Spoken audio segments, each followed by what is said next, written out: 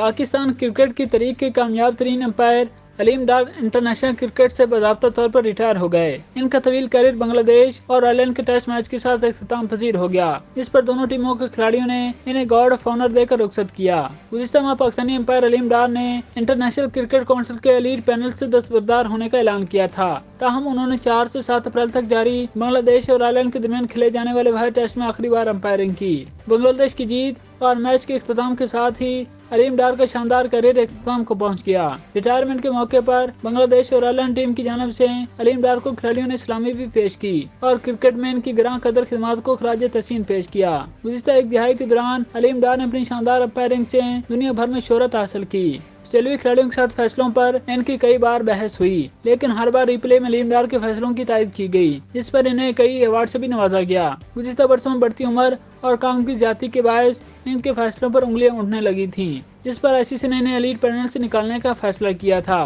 تاہم اس سے قبل ہی انہوں نے ریٹائرمنٹ کا اعلان کر دیا۔ علیم ڈار کی جگہ پاکستان ہی کے احسن رضا کو ICC ایلیٹ پینل میں شامل کیا گیا ہے، جو سری لنکن ٹیم پر حملے میں شدید زخمی ہو گئے تھے اور ڈاکٹرز نے کئی روز کی محنت کے بعد ان کی جان بچائی تھی۔ واضح رہے کہ علیم ڈار نے 439 انٹرنیشنل میچز میں امپائرنگ کے فرائض انجام دیے، جو کہ ورلڈ ریکارڈ ہے۔ انہوں نے 145 ٹیسٹ، 225 ون ڈے اور 59 T20 میچز سپروائز کیے۔ Aleem Dar ICC elite panel میں شامل ہونے والے پہلے پاکستانی امپائر تھے۔ وہ 2004 میں ایلیٹ پینل آف امپائرز میں شامل ہوئے تھے۔ اس کے علاوہ علیم ڈار نے 2009 سے 2011 تک مسلسل 3 بار بہترین امپائر کا ایوارڈ اپنے نام کیا۔